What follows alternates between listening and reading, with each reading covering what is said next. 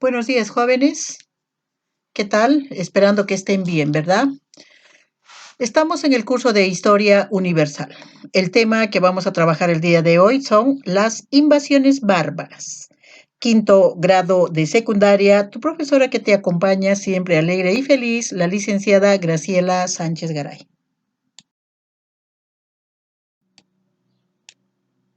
Las invasiones bárbaras. Primero veamos la Edad Media. ¿Cómo surge? La Edad Media es el nombre con el que se distingue el periodo de tiempo que transcurre desde la caída del Imperio Romano de Occidente, el año 476, hasta el fin del Imperio Romano de Oriente, en 1453, donde se produce la caída de la ciudad de Constantinopla en manos de los turcos otomanos. Durante esta época se estableció en Europa una nueva forma de organización económica y política llamada feudalismo. Para entender mejor este periodo, los historiadores la han dividido en dos grandes etapas. Uno es la Alta Edad Media, que es el periodo de la historia de Europa que abarca desde la caída del Imperio Romano de Occidente hasta aproximadamente el año 1000, época de resurgimiento económico y cultural. En este periodo conviven tres imperios: el imperio bizantino, el imperio árabe o islámico y el imperio carolingio, que lo vamos a analizar la próxima clase, ¿sí? Y dos, la Baja Edad Media. La Baja Edad Media sucede cronológicamente a la Alta Edad Media y es el periodo que abarca desde los inicios del siglo XI hasta el Renacimiento en el siglo XV. Aunque para algunos autores solo este periodo será medieval, mientras que el correspondiente a la Alta Edad Media sería en realidad Antigüedad Tardía, periodo de máxima expresión del feudalismo y de máximo poder de la Iglesia Católica. Veamos las invasiones bárbaras ahora.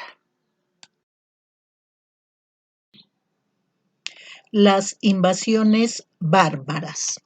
Es el periodo comprendido entre los siglos V y VII después de Cristo. Se caracterizó en el ámbito político y religioso por la disolución del Imperio Romano de Occidente y la creación de los reinos germánicos, la expansión de los pueblos eslavos por la Europa central y oriental y la tentativa del emperador bizantino Justiniano de reconstruir la unidad romana e impulsar el cristianismo.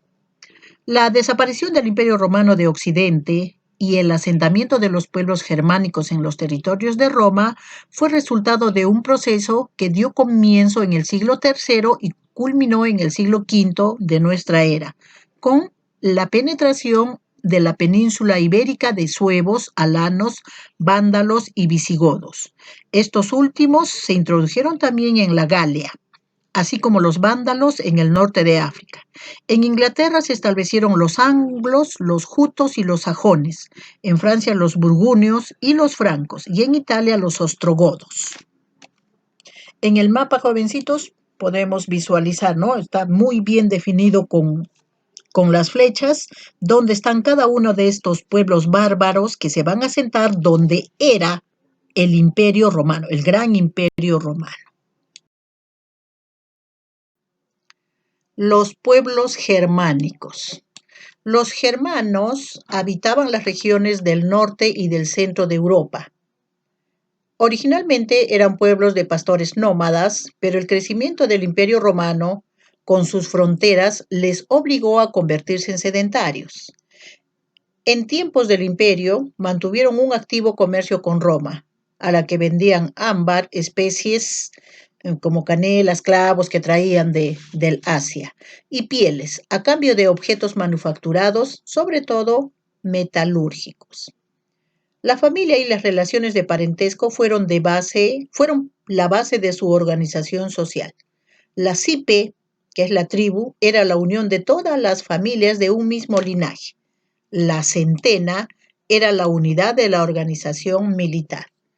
La monarquía era electiva, lo que fue causa de frecuentes luchas y de inestabilidad política.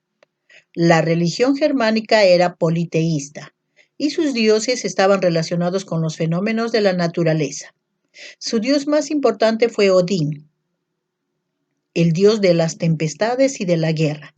La muerte era solo un tránsito hacia la vida mejor en el Walhalla, el paraíso de Odín, donde las walquirias o valquiras conducen a los guerreros muertos a la lucha.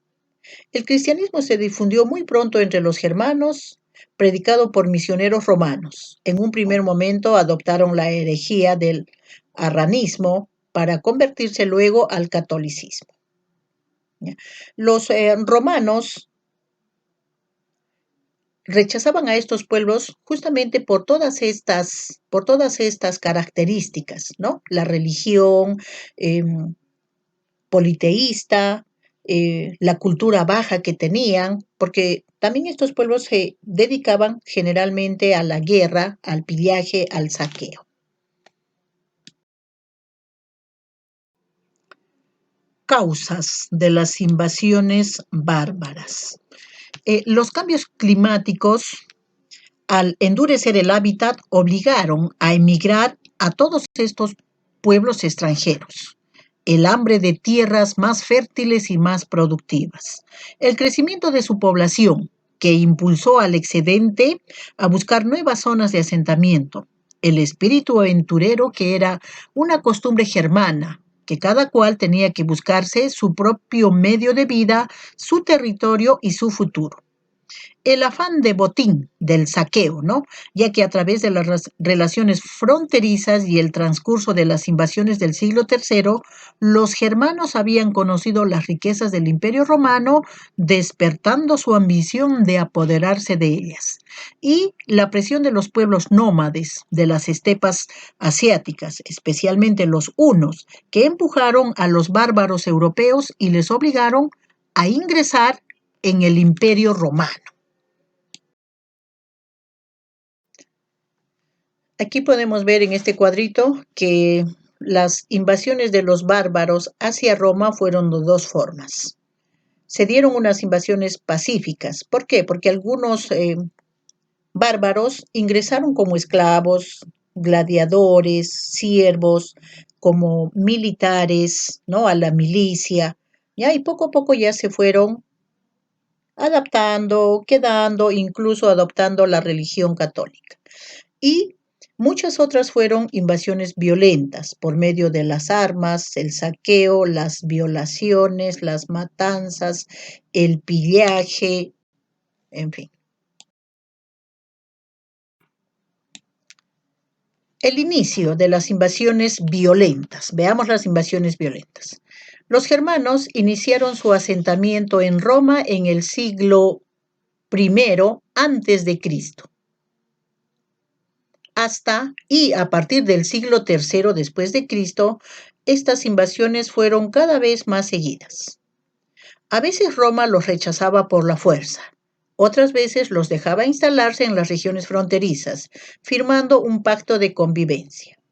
Muchos germanos entraron a formar parte del ejército romano, logrando una germanización progresiva de los romanos y una romanización de los germanos.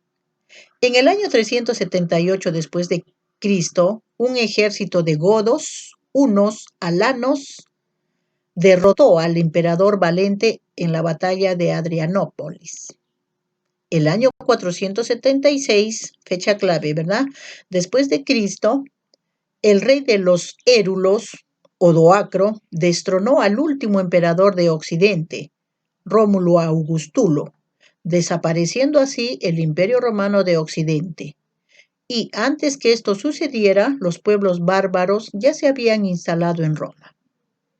Los visigodos en España o sur de Galia, los francos en Francia o Galia Central, los ostrogodos en Italia, los anglos, sajones y jutos en Bretaña, los burgundios en el valle del Ródano, en Francia, los suevos en Galicia, que es España, y los vándalos en el norte de África.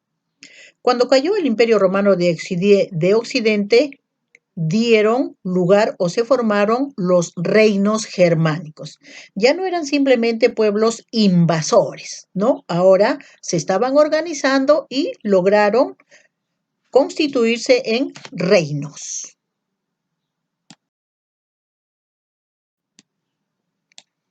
Veamos ahora brevemente la formación de estos reinos germánicos.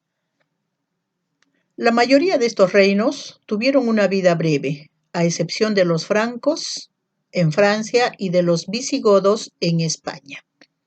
El reino ostrogodo de Italia.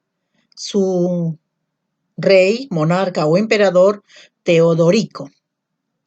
Durante este periodo, Teodorico se hizo con el apoyo de la población italiana gracias a su posición oficial de general del imperio y su supuesto encargo de Zenón para restaurar la legitimidad imperial al incorporar Italia al imperio bizantino.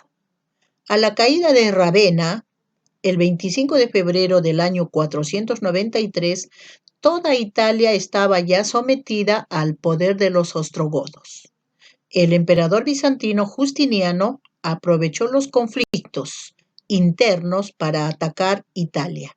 Así comenzó la última etapa del reino ostrogodo, conquistado por el general Narcés el año 553. Ahí tenemos la imagen de Teodorico I.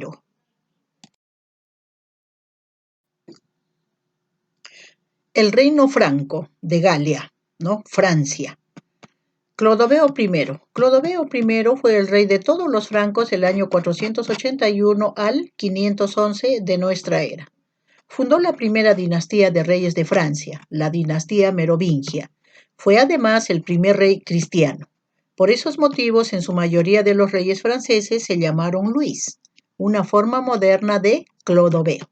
¿Sí? En Francia se acuerdan la dinastía de los Luises, Luis XIV, Luis XIII, Luis XV, Luis XVI. Ya sabemos por qué. Clotario I fue llamado el Viejo, fue un monarca del reino de los francos, hijo menor de Clodoveo y de Clotilde. Tras morir su padre, se le adjudicaron las tierras de Soissons. Sin embargo, inició una expansión contra sus hermanos que culminó en el 558 cuando unificó el territorio y se tituló Rey de los Francos. Ahí tienen las imágenes de estos monarcas bárbaros, ¿no? Jovencitos, en esta partecita los voy a invitar a que lean los demás reyes de su libro, ¿no? De su tablet. ¿Por qué no los estoy considerando acá? Porque después este archivo es muy pesado y no va a poder llegar a ustedes. ¿Ya? Así es que de antemano, muchas gracias. Por favor, analicen los otros reyes. Breve, simple, así como lo estamos haciendo con estos. ¿Sí? Y después de haber leído detenidamente los demás reyes bárbaros,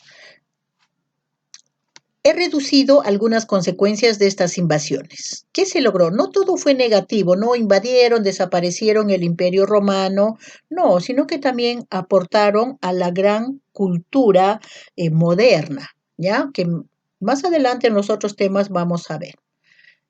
Modificaron la organización política, económica y social de Europa. Produjeron el fin del imperio romano de Occidente y dieron origen al comienzo de la Edad Media. La fragmentación del Imperio Romano de Occidente dio lugar al feudalismo, una nueva etapa de un sistema político, social, cultural, ¿sí? Y se consolidó la Iglesia romana como centro del poder religioso y la formación de los reinos cristianos.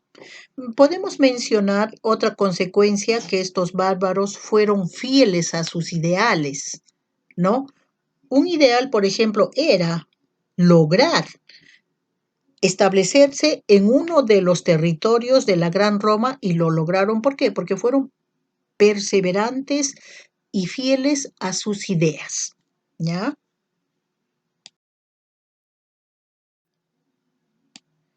Muy bien, jovencitos. Este tema que pertenece a la balota 5 de nuestro libro virtual, lo estoy separando en dos porque si no va a ser muy extenso, ¿no? Miren, jóvenes, yo sé que ustedes son muy hábiles en hacer sus eh, resúmenes, muy puntuales, se les felicita a pesar de esta situación que estamos viviendo, pero nuevamente voy a repetir, si hago toda la balota 5, ¿no? Que es el imperio bizantino más el reino musulmán,